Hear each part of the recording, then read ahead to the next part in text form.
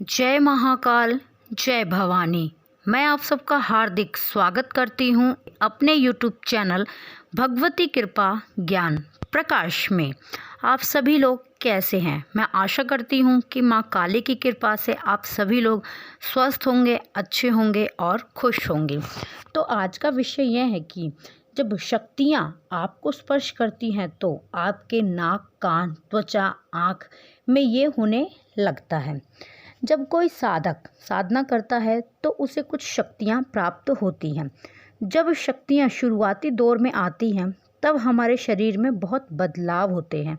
इन बदलावों को कुछ लोग अनुभव करते हैं और कुछ लोग परेशान हो जाते हैं। कई लोग समझ नहीं पाते कि ध्यान करने से हमारी आँख, नाक, कान, हमारे मस्तिष्क पर ये जो हलचल हो रही है क्या है, वह इसको समझ नहीं पाते। तो ये क्या है?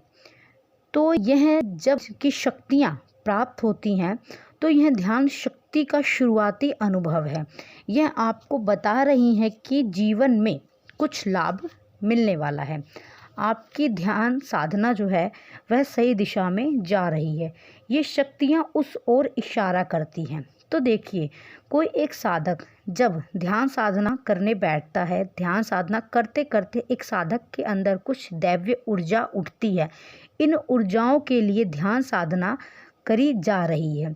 ध्यान साधना शक्ति प्राप्त करने के लिए ही तो करी जा रही है। शक्तियाँ क्या है कि आपके शारीरिक मानसिक मजबूती के लिए, आपके लौकिक प्रबुद्धि के लिए ये शक्तियाँ परम आवश्यक हैं। जब आप साधना करते हैं तो कुछ फल अवश्य में प्राप्त होगा, लेकिन वह फल एकाएक नहीं मिल जाता है।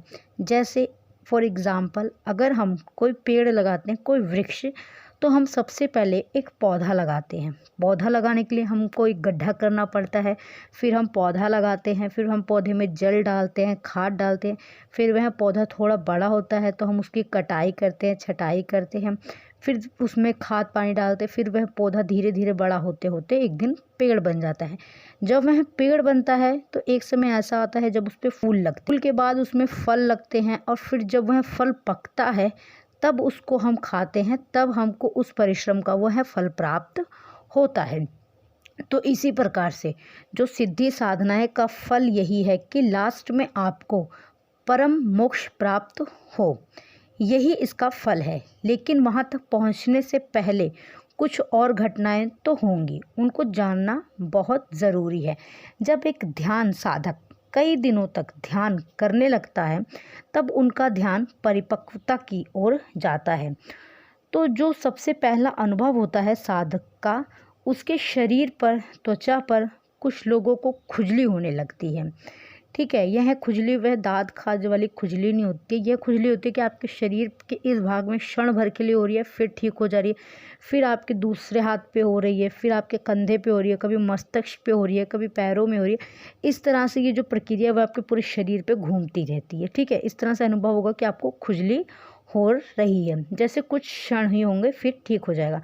दूसरा अनुभव, आप बैठे हैं, कहीं ध्यान कर रहे हैं या कहीं एकांत में बैठे हैं, तो आपको लगेगा कि एकदम से गर्म हवा आपको आके स्पर्श करी, या एकदम से ठंडी का अनुभव होगा आपको कि आपको किसी ठंडी हवा ने स्पर्श किया, या आप एकदम से कांप उठेंगे, सहर जाएंगे कि आपके शरीर में जैसे कोई करंट लग गया हो। इस तरह से भी अनुभव आपको होंगे। तो यह सब शुरुआती ध्यान साधना की ओर बढ़ रहा है। यह क्यों हो रहा है? क्योंकि आपकी नसों नाड़ियों में शुद्धता आएगी। जब आपके शरीर में ऊर्जा का संचार होगा तो कुछ ना कुछ ज़रूर होगा। इसके अतिरिक्त और होते हैं साधकों के, किसी के पैर ठंडे हो जाते हैं। तो इसी प्रकार से अलग अलग साधकों के अलग अलग अनुभव होते हैं, लेकिन मुख्य रूप से यही अनुभव देखे जाते हैं। कई लोगों के चेहरे पर, पूरे मुख पर ऐसा अनुभव होगा जैसे चींटी रेंग रही है। ठीक है, कुछ हमारे फेस पे रेंग रहा है, हमको ऐसा लगेगा। तो ये क्या होता है? इससे आपके आज्ञा चक्र निकलने वाली नाड़ियाँ शुद्ध हो रही हैं। ठीक है, इसी के कारण ध्यान साधना के चेहरे का जो तेज होता है, आप कभी भी देखना, जो साधक होंगे जो ध्यान साधना करते हैं उनके मुख का तेज ही अलग होगा। उनके मुख उसकी जो चमक होती है वह एकदम अलग होती है।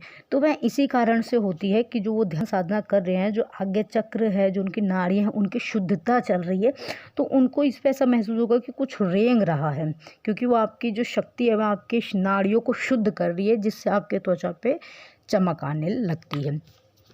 कुछ लोगों को ऐसा महसूस होता है कि उनके नाक के अग्रभाग पे या नाक के अंदर खुजली होती है, ठीक है। उनको कभी कभी ऐसा भी लगेगा कि शायद उन्हें एलर्जी हो गई है, लेकिन ये एलर्जी के कारण नहीं होता है, यह उन शक्तियों के कारण होता है जो आपको प्राप्त हो रही है, जो आपके शरीर की शुद्धता कर रही है। तो उसी के कारण आपको अपने नाक के अंदर खुजली महसूस होगी। कुछ लोगों को लगेगा, ठीक है, कि नाक के अंदर कुछ रेंग रहा है। तो यह अनुभव भी साधकों को होता है। जो ध्यान साधक होगा, आप कभी भी उसको देखना कि उसकी नाक जो होगी वह बहुत चिकनी लगती है, एकदम चमक सी होती है, वह इसी के कारण होती है। कुछ लोगों के कान में खिंचाव सा होता है बगल से, ठीक है। कुछ लोगों को कान में गुदगुदी सी होती है। तो यह क्या है? यहाँ पर एक वेगस नर्व है, वह नर्व है वह ध्यान से एक्टिव होती है, उसके कारण भी यह हलचल होती है कान में, क्योंकि कान में नाद सुनाई देने तक कान को भी शुद्ध होना पड़ता है। कान को भी अगर लौकिक परलौकिक शक्तियों को सुनना है तो उसके लिए भी हमारे कानों को शुद्ध होना पड़ता है। तो इसलिए हमारे कान के पीछे खिंचाव महसूस होगा, हमें गुदगुदी सी होगी। तो यह इन्हीं कारणों से होता है। कभी कभी ध्यान साधना जो ध्यान करते हैं, आपके नसों नाड़ियों को जो है वो शुद्ध करता है, इसलिए आपको यह हलचल महसूस होती है। कभी कभी जो व्यक्ति ध्यान साधक है उसकी आँखों में फड़फड़न होगी, उसकी आँखों पे ऐसा लगेगा कि कुछ रेंग रहा है, क्योंकि जो उसकी थर्ड आइज़ है वह एक्टिव होती है। कभी उसकी थर्ड आइज़ पे खिंचाव सा महसूस होगा, ऐसा लगेगा कुछ रेंग रहा है, ठीक है। क्योंकि जितनी भी हमारे अंदर शरीर में अशुद्धियाँ हैं, पहले उन सब अशुद्धियों को बाहर निकाला जाता है हमारे शरीर से, हमारे शरीर को शुद्ध किया जाता है, ताकि ये जो शक्तियाँ हैं वह स्थायी रूप से अपना निवास हमारे शरीर में बना सके।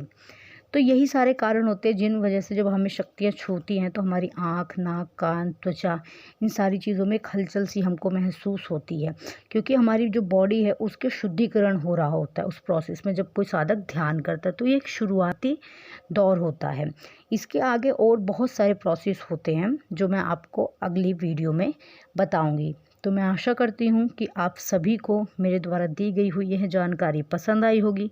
चैनल पे पहली बार हैं तो चैनल को सब्सक्राइब करें, वीडियो को लाइक करें, शेयर करें, कमेंट करें। मैं आप सभी से प्रार्थना करती हूँ कि आप सभी लोग मेरे चैनल को सब्सक्राइब प्लीज़ करें, अपना प्यार दुलार इसी तरीके से बनाए रखें। मैं बाबा भोलेनाथ और माँ भवानी से आप सभी के लिए प्रार्थना करती हूँ कि वह आप सभी लोगों को हमेशा खुश रखें, आप सभी लोग हमेशा खुश रहें, खुशहाल रहें, आपके घर में धन धान्य की बरकत हो। माँ काली हर एक बुरी नज़र से, हर एक बुरी ऊर्जा से, नेगेटिव एनर्जियों से आप सभी लोगों को सदैव बचा के रखें।